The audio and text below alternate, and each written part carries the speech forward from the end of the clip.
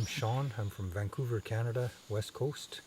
I work as a mechanic, have for many years, and as an English teacher for a while too.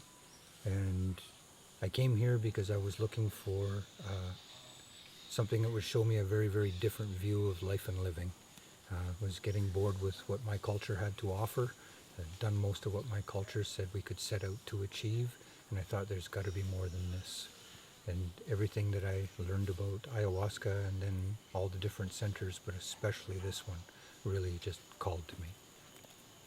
I had a lot of layers of stuff I didn't even know I'd accumulated that affected moods and physical health. General sense of well-being was a lot,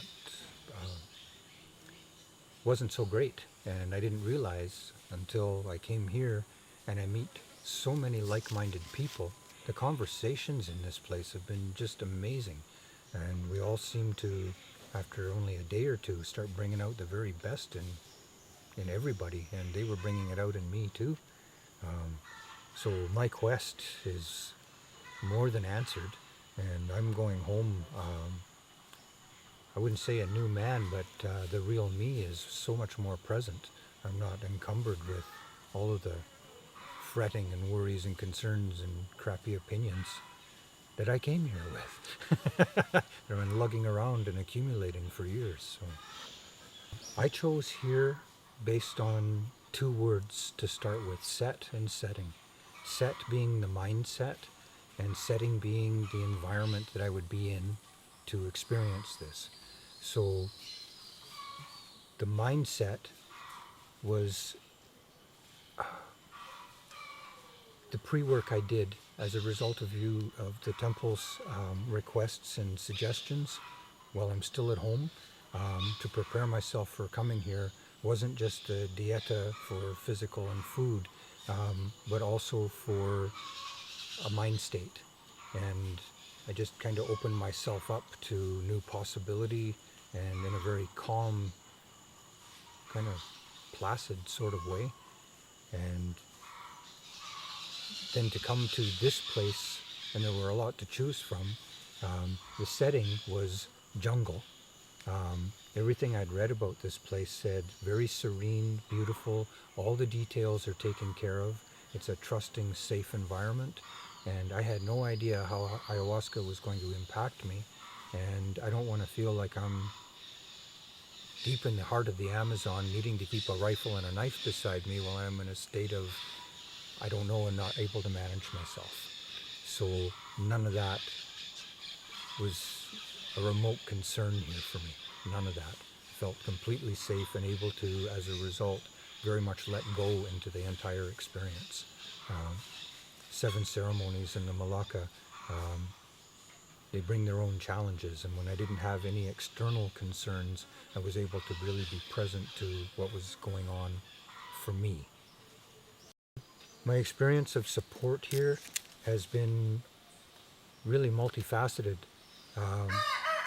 One is just being in nature itself has always been huge for me, and this is a nature like I've never known. The people here, my fellow pasajeros, we're this interesting, like-minded group of people from such diverse backgrounds and educations and ways of seeing things. They've been stunningly supportive. And then the staff themselves, sometimes, a couple of times here, I've been deeply challenged.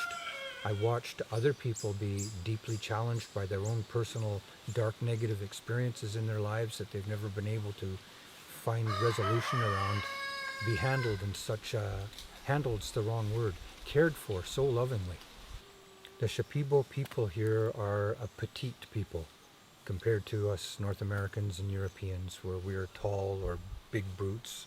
I'm not, but I'm still bigger than they are. But there's a beauty to these people. They are not guarded. They're not suspicious. And in my culture and most places I've traveled to, most people are. And I thought, okay, well, what a great bunch of actors. That's but I've been here 12 days and never once have I seen a crack in the veneer. Genuine smiles. I've seen genuine looks of concern.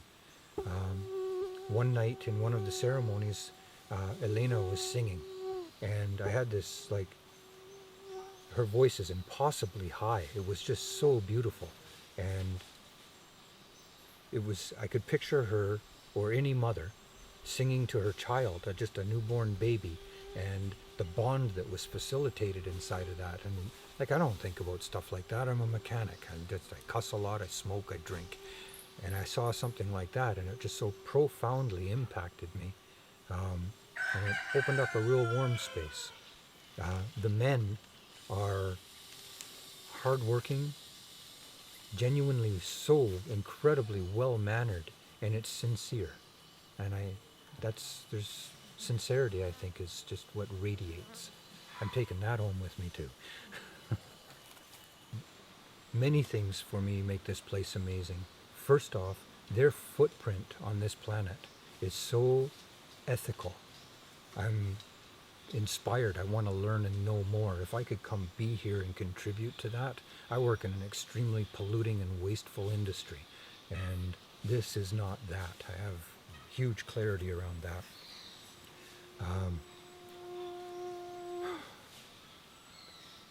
I did a lot of research before choosing. What is ayahuasca? What are the centers? Where the hell is the Amazon again? Then I looked at Iquitos and saw there was no road going to it. You come in by river or you come in by air. And it's way out in the middle of the rhubarb. And that excited me. It just called me. I'm an adventurer at heart.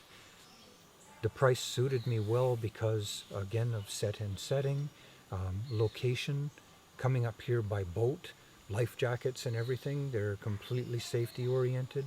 Some people hurt themselves here, minor things. One guy stubbed his toe because he decided sandals, he was going native, no sandals for him. And these Shipibo people here really know their local medicine. I'm fascinated by this medicine. There's so much knowledge. A woman came here with a big wound on her leg, and they've been helping her take care of that. She picked it up somewhere else. It's safe here. It's a beautiful, isolated, but not that isolated that they couldn't get you to Western medicine help like immediately if you had to go. And it seems that there's not much here they can't handle. The preparation for coming was a little bit of work that was time well spent. And when I got here, I felt ready to go to the next step. And I'm aware of and not sure what it's going to look like yet. But when I go home, this place isn't in my history and my past now. They're still very connected to me. Anything that I want or need or I'm struggling through or want to understand better, these people are here for me. There's medicines available too for me to learn more about through here. I'm just impressed. I'm impressed. So it's kind of hard to go home, and at the same time, I can't wait to go home and just show off the new me. Temple of the Way of Light marks a huge turning point in my life. It showed me that there are people in the world living in a very peaceful, heart place, happy, laughter way of being. That's so contrary to what I see in my culture. And they're not doing it because they're laughing and carrying on here because they're sitting in the bar and drinking and carrying on, or laughing at silly things on TV. I don't think they got much in the way of the TV. And Temple of the Way of Light has just shifted my perspective so profoundly. I'm looking at our planet, at people. People aren't a threat to me. They're these other amazing beings walking around in the world just like apparently I am. And that's just delightful to know. With it sounds funny to say it and kind of hippie-ish, but we really truly are all very connected, and we're connected to where it is that we live. We're a part of this place, a part of this world, and Temple of the Way of Light gave me that awareness. Thank you.